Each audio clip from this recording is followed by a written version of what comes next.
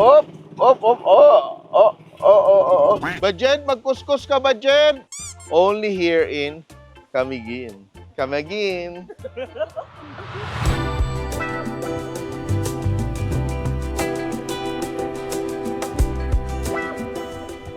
Just off the coast of Camiguin is Mantigue Island, a small island shaped by the sea and cared for by the local community, where nature lives in calm balance.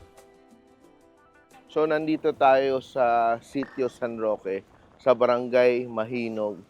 And pupunta tayo sa isla. Mag-island shopping tayo. Bibili natin yung island. Hindi pala. Island hopping lang pala.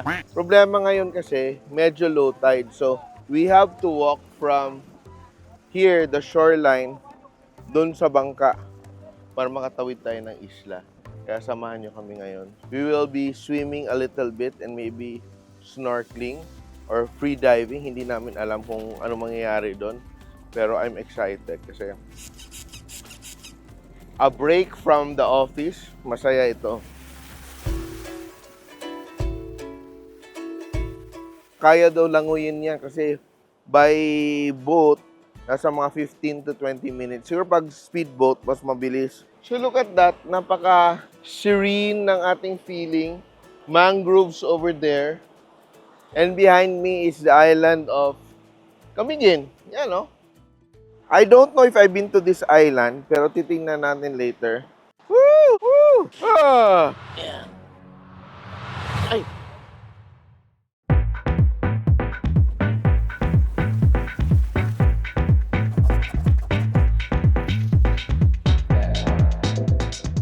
Life vest. Kasya pa to sa akin? Sasara ba? Yan. Safety first, of course, di ba? We are crossing to Mantigue Island. Nandun siya. And, eto, very rough road.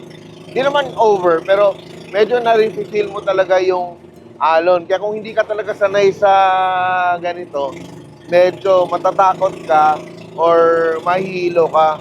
Pero ako kasi, laking isla. I'm from Cebu, kaya normal lang. So, medyo maulan-ulan na. So, kailangan talaga safety ng life jacket. And itong aming outrigger boat, itong bangka namin, malit lang, pang-apatan lang. Lapit na tayo, halfway, no? More than halfway na tayo. So, 20 minutes stops. Pero pag maganda yung alon, 15 minutes. Ha? Napakakalmang hapon. O, dapat kahapon pala tayo. Hindi mo naman sinabi, kuya. Dapat sinabi mo kahapon.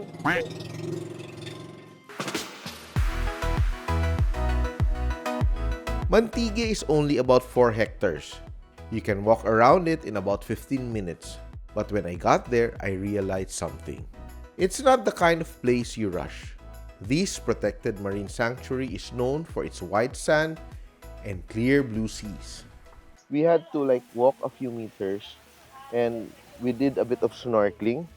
Nakakita kami ng malaking clam, yung taklobo, giant. We also saw pawikan, turtles, lapu-lapu, grouper. So, alam mo na pangaganda kasi it's not so far out into the sea. Pero all of a sudden may cliff, napakalalim, and you would see all the coral formations, no? And talagang ma-appreciate mo dito talaga yung island because the people are taking care of it. Nakakita kami ng maraming starfish, may sea cucumber and all that.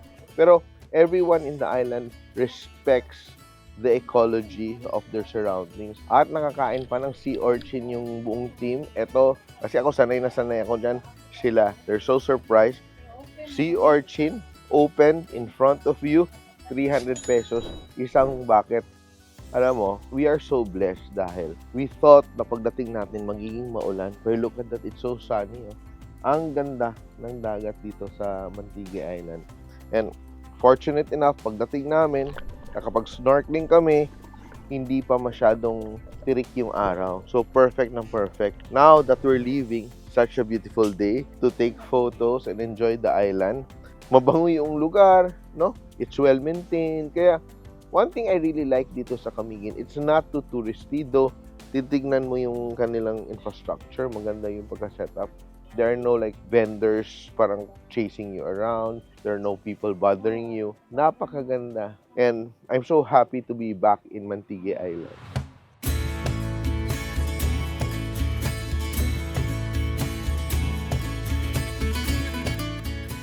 We're leaving the island now and sasakay ulit tayo para kumain na ng ating lunch. Come on, let's go!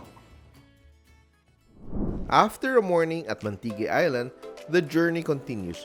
With food floating on calm water, J&A Fishpen offers a dining experience that feels deeply connected to the sea. Here, the lagoon isn't just a view, it's part of the table.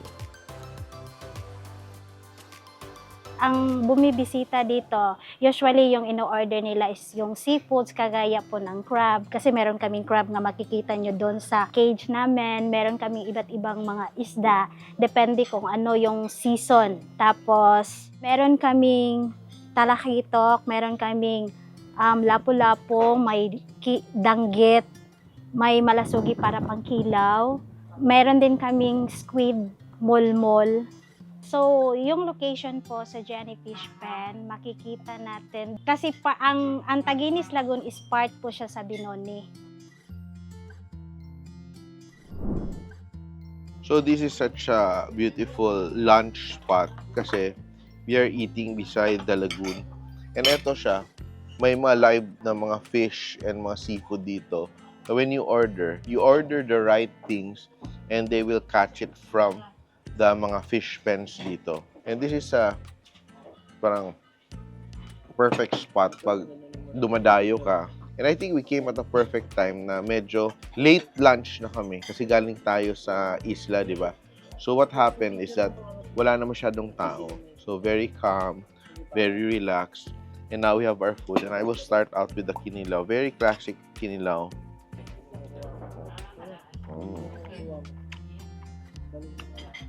Up. Order in the court. Ang may-ari daw dito, judge at doktor. Yun ang sabi. So, eto siya, para to sa ating alimango. Eto, tatabi ko to. Then, magra-rice tayo. Eto, sinugbang baboy.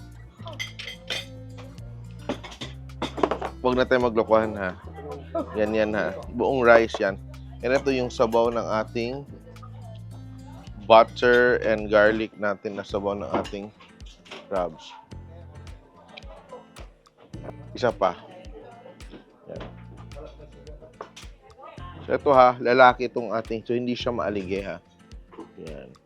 Pero there are nice, delicious bits dito sa kanyang shell.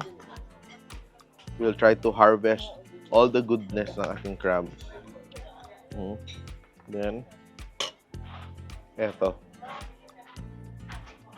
Tikman mo natin.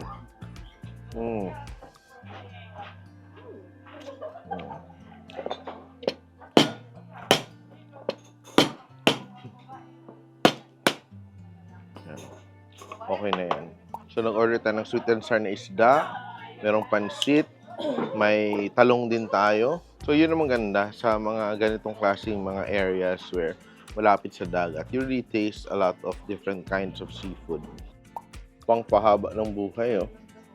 Ito yung pangkontra natin sa lechon kahapon na sobrang dami. Pansit. Bami.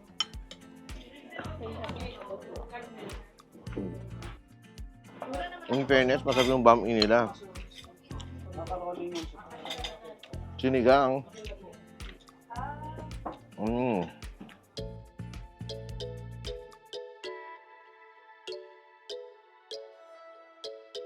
Here in Camigen, it's not only food that gives life to the island. Sometimes, the sound of falling water is enough.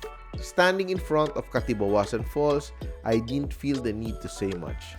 You just listen, and somehow, that is enough. Welcome to Katibawasan Falls! Camigen! Woohoo!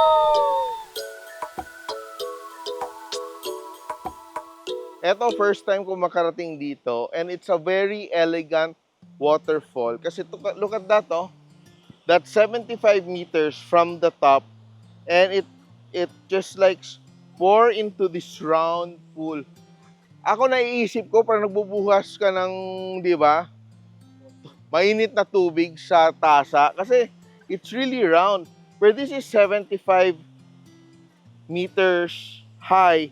Pero yung pag-drop niya ng water, that is also around 70 meters deep. More or less, kasi mga 230 feet deep siya eh. Kaya may line doon na nagdi-divide para hindi ka tumawid doon. Kasi the velocity ba tama? Ng ating pag-drop ng ating water is so strong, so the current goes under. Kaya super delikado. Kaya, huy, umayos ka yan. Nandyan, hindi na ako bumaba. Nandyan, Bajen, mag-ingat ka, Bajen. Di ba? Look at that. Kaya ako, dito na lang ako. Kasi, sigurado naman akong lulutang naman ako, di ba? The power of Katibawasan comes from the mountains. Cool, clear, falling straight down.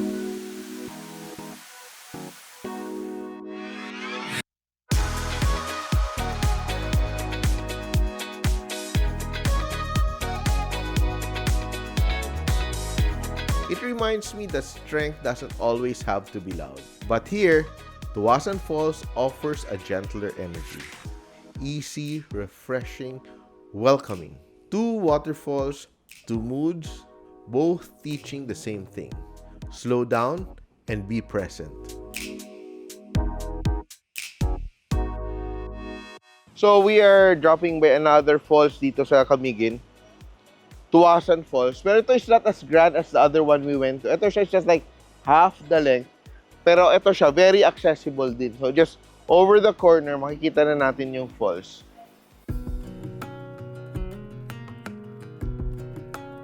So, we are in Barrio Mainit, Catarman, Camiguin. Yan. 20-meter high waterfall ends in a basin of pristinely clear water. Yan, let's go.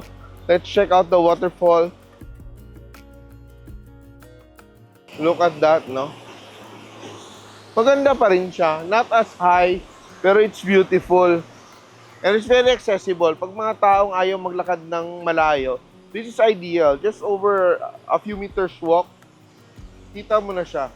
Super ganda. Iba yung feeling talaga. There's a smell of nature that kind of parang hits your nose.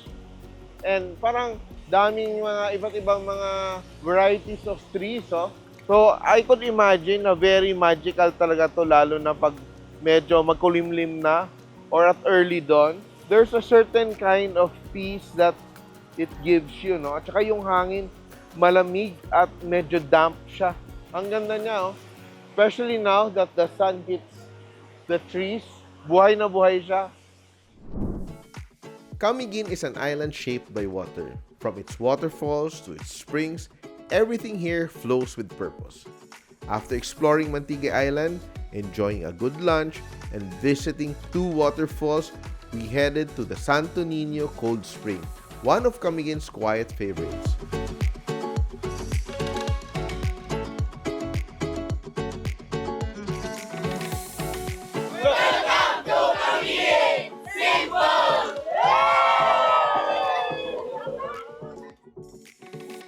They weren't exaggerating when they said it's cold.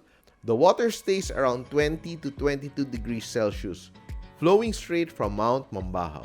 The kind of cold that wakes you up, then makes you laugh a little when you finally get in. The simple team was already in the water. I told myself, I just watch. But of course, I ended up joining them.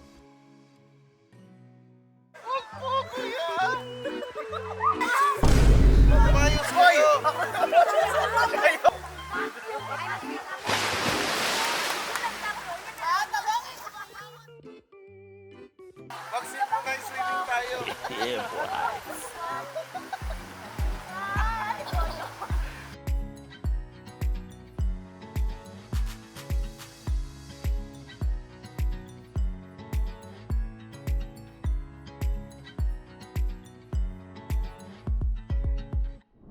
Camiguin's waters tell stories not only of life but of history.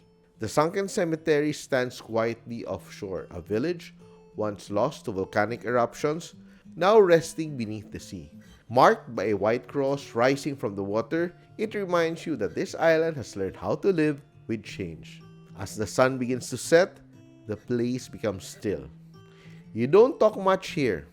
You just look out at the water and remember that even what's lost continues to shape what remains.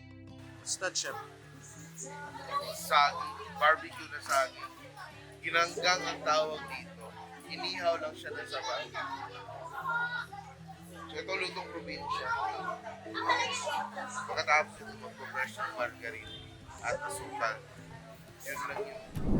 From the calm of Mantigue Island, to the food floating on the sea, to waterfalls, cold springs, and stories resting beneath the water, everything in Camiguin moves at its own pace.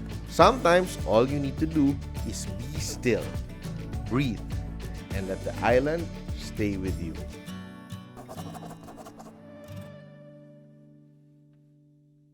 Ito talaga, must visit talaga to for me pag bumibisita ako sa probinsya. Kailangan ko talaga makadaan ng palengke. As in, wet market. Nag-order ako ng ilang dishes. And finally, nagpapakita na si Budget. This is Budget. Ito, very special delicacy from, mukha siyang plato actually. And it's made of cassava. Keeping up with the Kardashians.